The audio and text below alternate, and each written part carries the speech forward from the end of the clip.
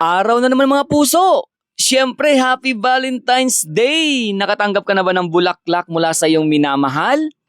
O nakapagbigay ka na ng bulaklak sa iyong sinisinta? Ngayong araw ay dadaling kita sa isang lugar sa Maynila kung saan ito ay madalas puntahan ng gustong magbigay o magregalo ng bulaklak sa kanilang minamahal. Kung kaya naman, panoorin mo dito sa aking video. Let's go!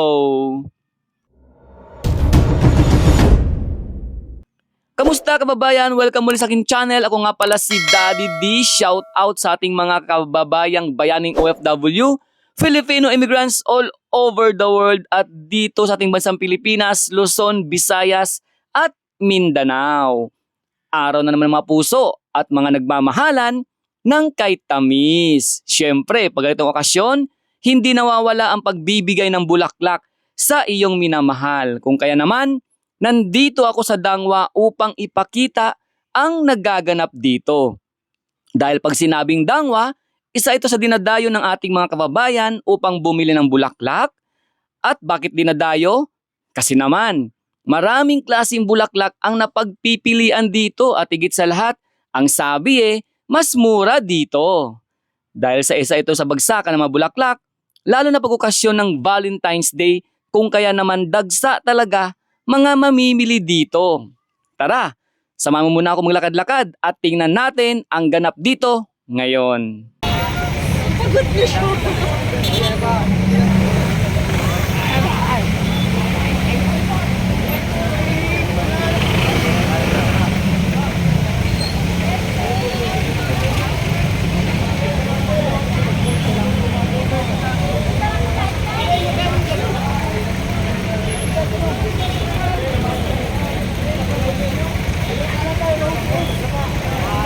Yes, ma'am. Flowers.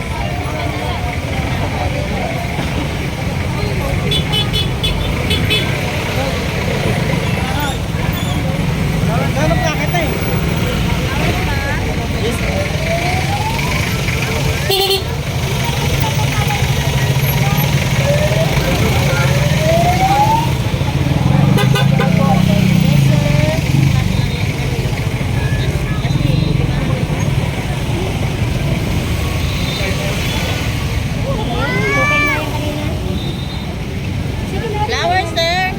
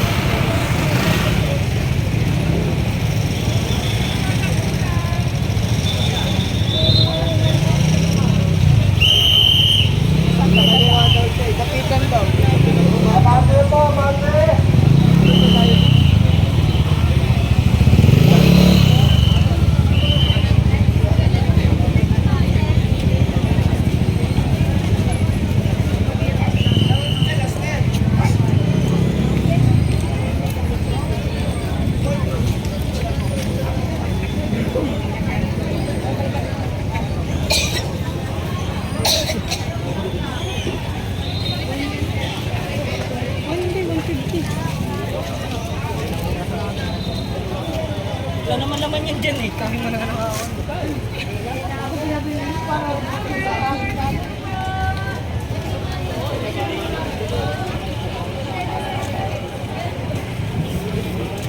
Yes, sir.